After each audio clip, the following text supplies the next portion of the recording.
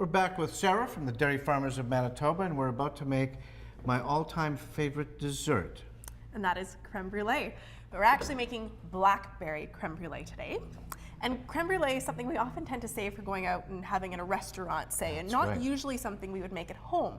But actually, it's very simple to make, and it looks beautiful, and so to make it at home is really no sweat. And it's darn tasty, I have to say, sure when it's done. Is. So as you can see here, we've simmered some half and half cream, which is 10% cream, as well as a 1/4 cup of sugar. We just basically want to melt the sugar and get it warm. We don't want to boil it. In the meantime, what we're going to do is we're going to whisk up a couple of eggs, and then we're also going to add to our couple of eggs a couple of egg yolks. I'll get those in there. And then if you wanted to add the four eggs. It's actually four egg yolks, right? 4 egg Two yolks. egg whites. Right. And then we've got a 1/4 cup of sugar if you wanted to help me by adding that into there. Just gradually? Yeah, just the whole thing is great. Oh, just dump it in? Yep. Oh. There we go. And then for a little bit of flavor, we've got our vanilla. So you can add your vanilla into there. Fantastic. So this is why your creme brulee often looks a little bit yellowy or a little bit big. It does. Yeah. Yeah. And so it's from the eggs. Now creme brulee is actually burnt cream in French, right? Oh. Yeah, so which is why we have cream in our creme brulee. So it looks nicely mixed. Yeah. We're going to add our creme or our cream to our egg mixture. So we're actually going to add this very slowly and very steadily. So what we're actually doing is we are tempering the eggs. So we're getting the eggs just a little bit warm, so we're not actually cooking our eggs. If we were to add the cream quickly and not stirring, we could actually make scrambled eggs. We don't want that, right? Which would be breakfast and not That dessert. would be breakfast and not dessert, exactly. So right now our eggs are probably warm enough. We've tempered them enough so you can add it a little bit quicker, a little bit more. And you'll notice that I'm actually stirring this in a very large liquid measurer. And there is a reason for this, and the reason being is that it makes our mixture a lot easier to pour once we're trying to get them into our ramekins. I find it's always easier to use a bigger container when you're mixing anything than one that's too small. Absolutely. That way we can allow for a little bit of mess, right? So now when I stop pouring, you can see we've done an absolutely perfect job. We've got a little bit of foam and no scrambled eggs. So you did great. That's good. There we go. So now that we're done our mixture, we're going to add it to our oven-safe ramekins. You'll notice we've got our ramekins in a 9x13 baking dish, and I'll explain why we have it in a baking dish in just a second.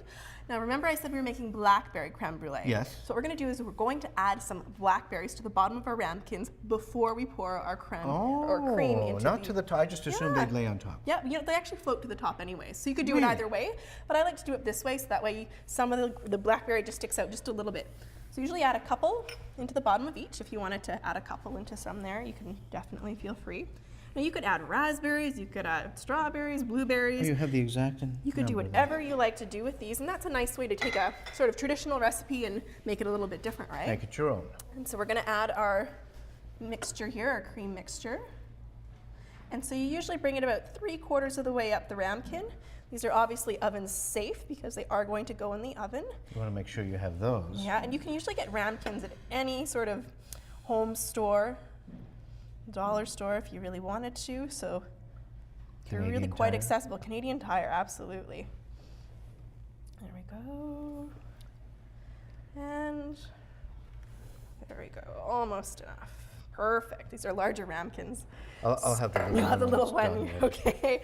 So basically what we're going to do is we're going to fill up our 9x13 dish with hot water, and that basically creates a hot water bath, so it creates even heat amongst our little pots of cream. Which is important. It's very important to have even heat when you're having cream and eggs and so on. So ideally when you pour the water into the dish, you're having it on the oven rack. So if you start with this in the oven with the oven rack pulled out, you put this on the oven rack, and then you fill it with the hot water. That way you're not having to balance a tray full of hot water plus your creme brulee. So do this all in the oven if you can. So once they go in the oven for 30 to 45 minutes, you pull it out of the oven and then we prepare.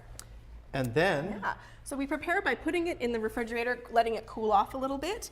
Sometimes when you put it in the refrigerator, it does tend to sweat a little bit, so we have to dab some of that condensation off the top. So you don't want there to be any sort of moisture on the top there. Now you can see Jim's playing with the little blowtorch there. That's a special blowtorch for creme brulee. We're gonna add some sugar to the top, about a teaspoon or so. You're gonna see I've added quite a bit, because what I'm going to do is I'm gonna swirl the sugar around the dish so we get a nice even layer. And then I like to dump out the excess sugar. There we go. So when we're torching it, we're going to also rotate at the same time. So if you torch it on an angle, you can sort of see it's starting to go. Yeah. And the reason we torch on an angle is so that we don't get the sugar pooling in the middle of the creme brulee. And this makes that nice crunchy little layer on the top. So you basically let it cool for a few minutes once you finish torching it, and then you can serve it. And you have that nice crunchy brulee or burnt top layer. And we'll have all of these ready at the end of the show.